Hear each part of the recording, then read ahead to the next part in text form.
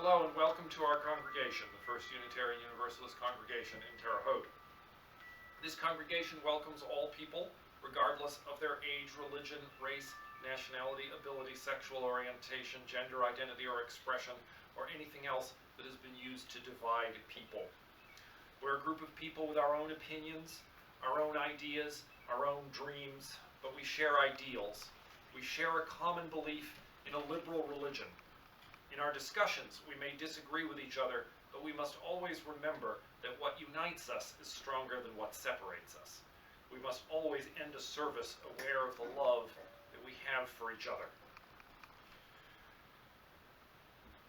We will continue these online services in one format or another as long as is necessary.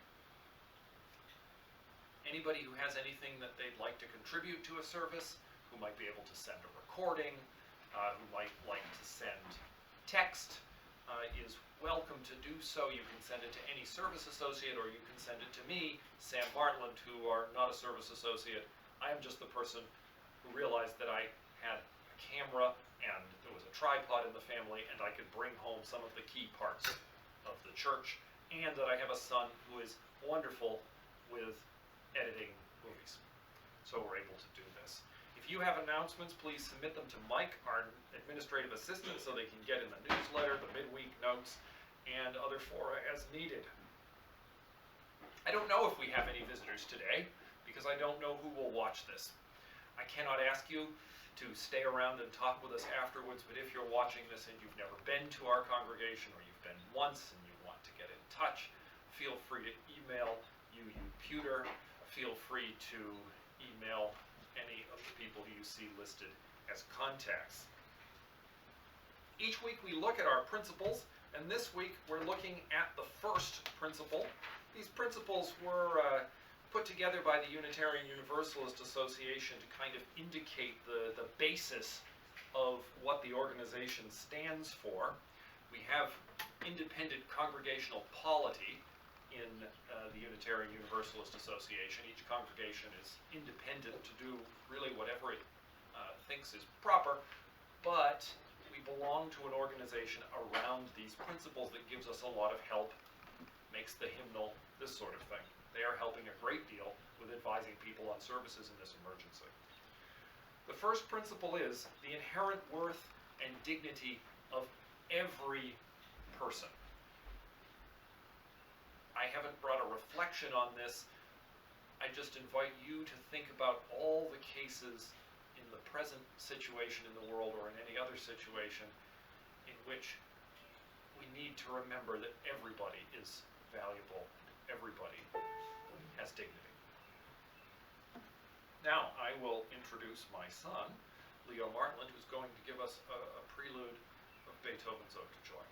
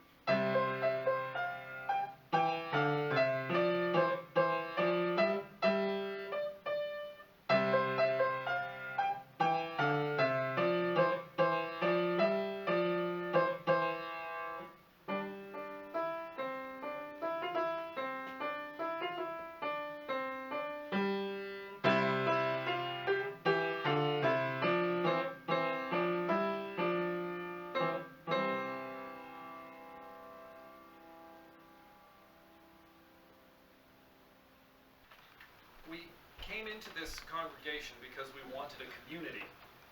We may not have known what we wanted it for, but now we know. We need that community more than ever, even though we cannot come together. Call each other. Email each other. Wave out the window at each other, if you're so lucky as to be able to see each other across the street. I'm going to light the chalice myself today and say the words that my first minister used to say when he lit the chalice: "Peace be upon this house, and upon all who enter herein, and upon the whole family of humankind." And I hope you'll take that to include your own house as well. Our opening words are number 457 in the Gray Hymnal by Edward Everett Hale, who said, "I am only one, but still I am one. I cannot do everything, but still I can do something. And because I cannot do everything, I will never forget to do the something that I can do." Our affirmation, once again, brought to us from our friends at the First Unitarian Universalist Church in Jamaica Plain, Massachusetts, from this nice CD, which after all this is over, I'm sure you can buy. I'll tell you how.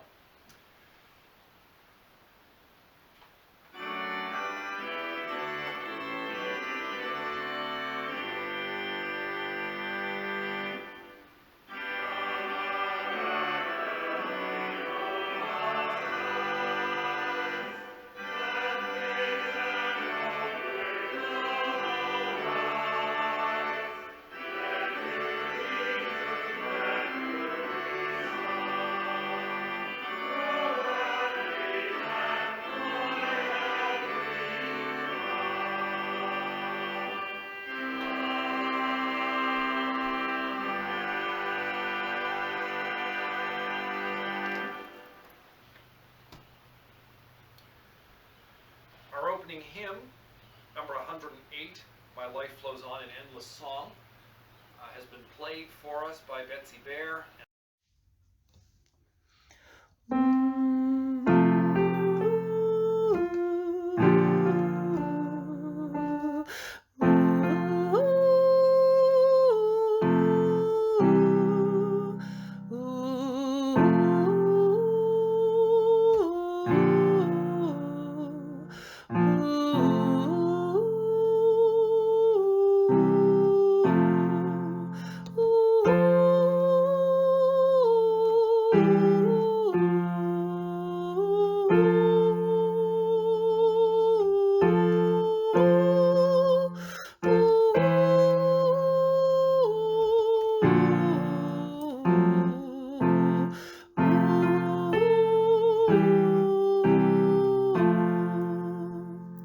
My life flows on in endless song above its lamentation.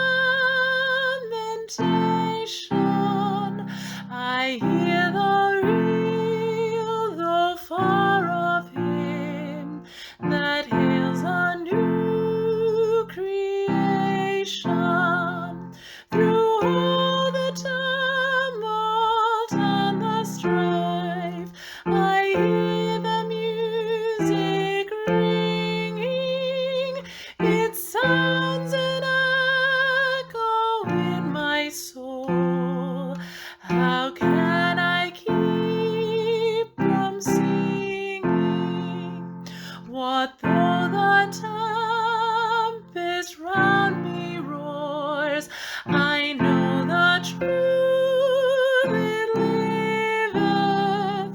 What though the darkness around me close? Songs in the night it giveth. No storm can shake my inmost calm, while to that rock I'm clinging. Since love prevails in heaven and earth, how can I keep from singing? When tyrants tremble as they hear the bells of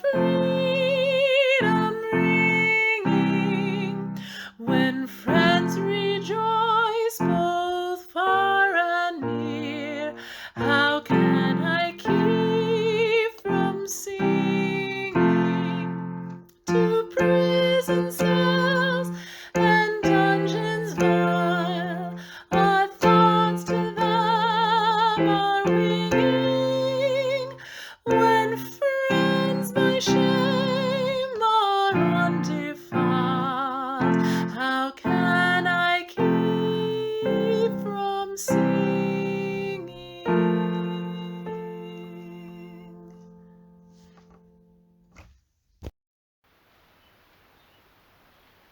The congregation still needs financial support during this time. We're paying our staff half pay even though they're not able to work or not able to work their full usual hours. We believe this is important. You may mail in a check or contribute online. The company charges a 3% fee for online contributions. Many of you have already received a fundraising mailer.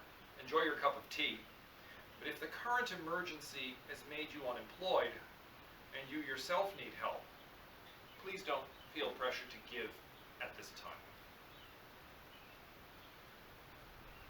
Once again, I am not equipped with candles for joys and concerns. Do not know exactly where I would put them. But we can imagine a candle for everyone working and serving in this difficult time, a candle for everyone waiting at this difficult time, and a candle for all the joys and concerns that we will share with each other in other ways. The transitional words are from Ralph Waldo Emerson's essay, Nature. The inhabitants of cities suppose that the country landscape is pleasant only half the year. I please myself with the graces of the winter scenery and believe that we are as much touched by it as by the genial influences of summer. To the attentive eye, each moment of the year has its own beauty, and in the same field it beholds every hour a picture which was never seen before, and which shall never be seen again. The heavens change every moment and reflect their glory or gloom on the plains beneath. The state of the crop in the surrounding farms alters the expression of the earth from week to week. The succession of native plants in the pastures and roadsides, which makes the silent clock by which time tells the summer hours, will make even the divisions of the day sensible to a keen observer. The tribes of birds and insects, like the plants punctual to their time, follow each other, and the year has room for all. By watercourses, the variety is greater. In July, the blue pontidaria, or pickerel weed, blooms in large beds in the shallow parts of our pleasant river, and swarms with yellow butterflies in continual motion. Art cannot rival this pomp of purple and gold. Indeed, the river is a perpetual gala, and boasts each month a new ornament.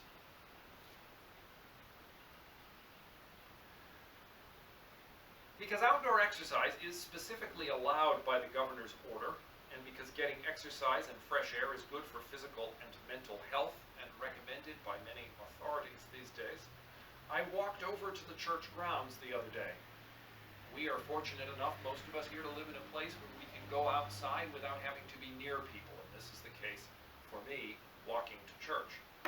I then filmed a walk through the yards and the back field, which we're going to insert here into the video in the place where the sermon would normally go. Enjoy.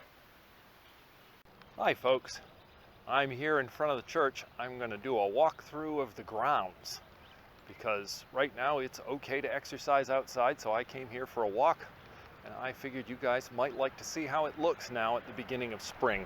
And I'm just holding the camera, so I'm sorry if it bounces some. YouTube can fix some of that camera shake for us later on. Hi, John Laska. Here we go, we're on the stepping stones around the front.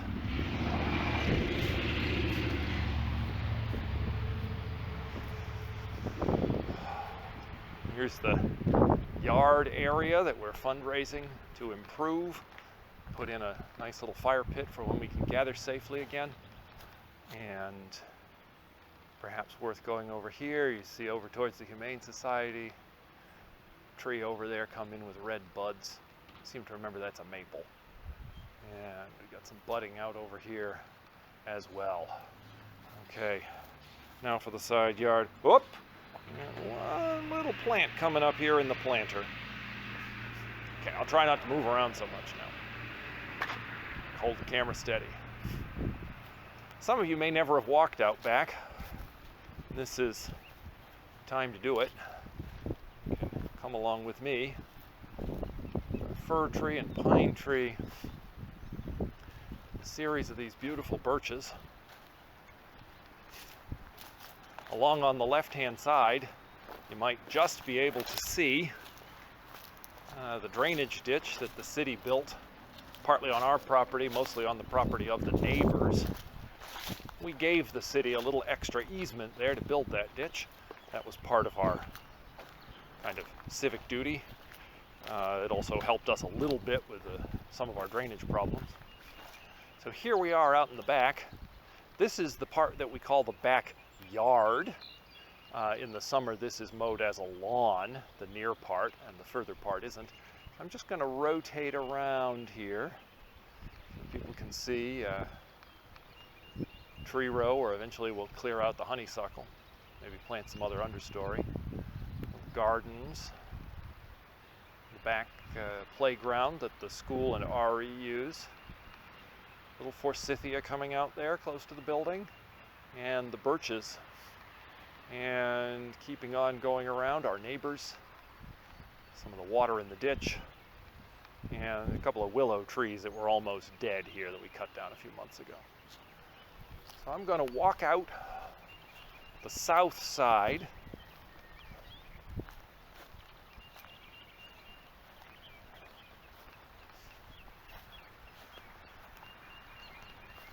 Right about here is where the lawn stops and the field starts, and the difference is that the ground isn't as even, and we get someone with a field mower to mow this, and not as often. The law requires us to keep it under 10 inches or something, and we mow it once a month or so in the summer to achieve that. So it gets kind of high in here. Now, this that fine sycamore that I passed back there, and this, we're passing a poplar here, they volunteered around the time the church was built, and they've grown in very well since. And what follows, that I'm not going to comment on as we walk past, is a set of oak and redbud trees that I've actually transplanted out of my yard over the years. Had a lot of fun with church school RE kids around 10 years ago, planting a lot of these as a class thing.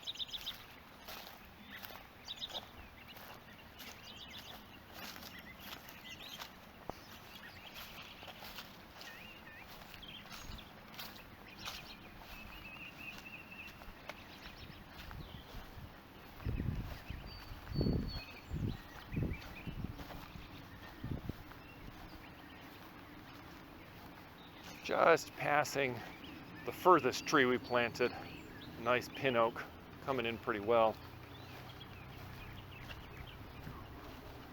We always get a bit of gullying back here. Over the years we've thrown a certain amount of brush in there to help hold the soil, and now we've got a nice crop of volunteer, might be river birch, some sort of tree that volunteered in here. This area back here is the retention pond. You can see the housing development over there chooses to mow theirs, although the further one they let grow up like ours. This we just let grow up in trees. The ground belongs to the church. I suppose the airspace in there, the water capacity, belongs to the city. This was also part of the easement that we gave them. And without being an ecologist, I figure having the trees in there is probably good for sucking up the water. This thing fills right up when there's a strong rain. I'm going to walk along the side of it here.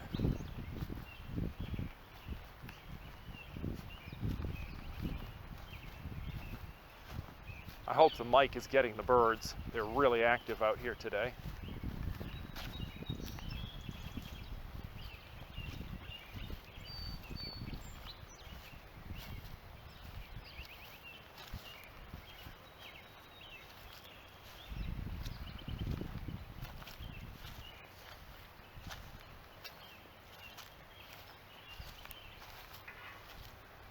we go right to the railroad back here, but I don't think I'll walk over there. It gets a little brambly. And that's what we've got to look at. If we turn back in,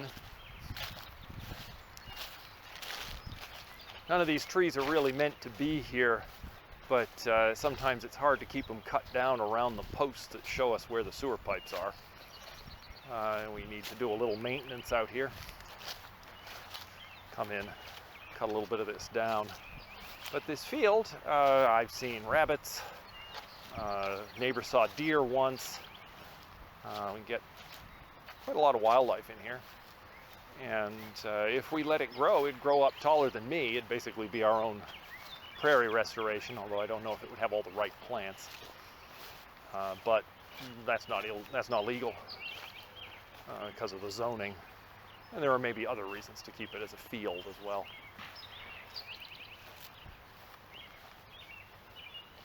If I remember right from being here with the leaves on, this guy we've got here might be a walnut tree right here.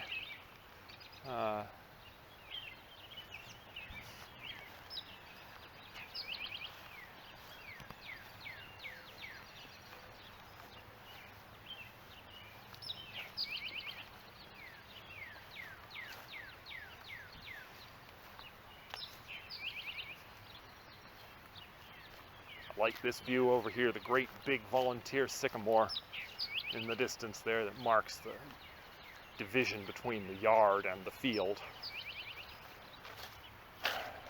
We've done certain things in this field. At one point, a local farmer started to get ready to plant it and then somehow acquired a better farm to grow his vegetables in. For a few years after that, he ran a CSA where he distributed food to subscribers at church time on Sundays.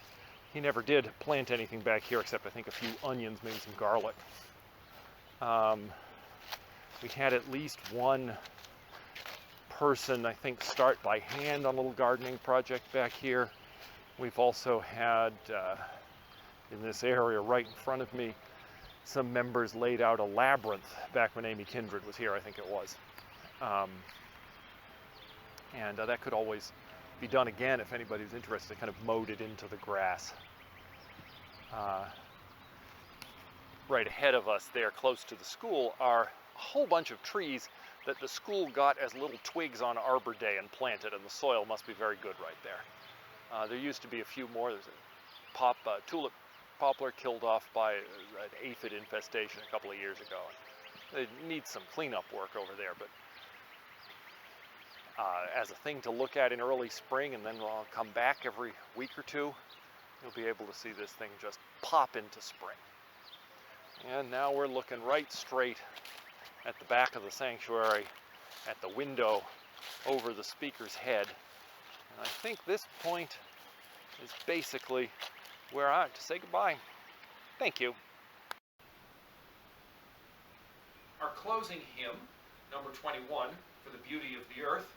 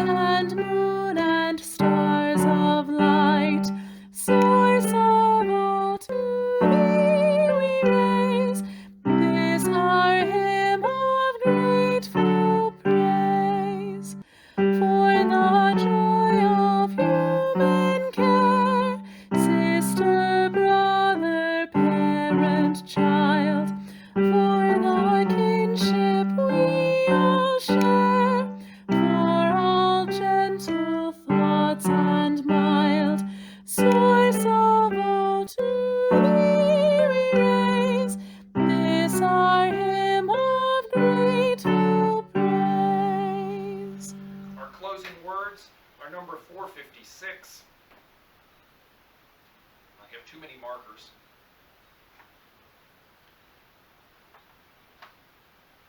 We extinguish this flame, but not the light of truth, the warmth of community, or the fire of commitment. These we carry in our hearts until we are together again.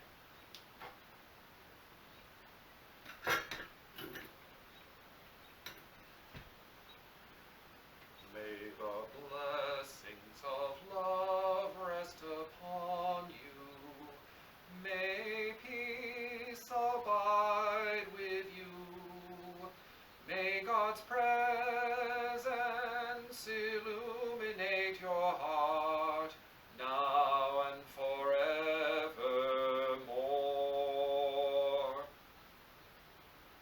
Be at peace. Know that you are loved and that your life is sacred.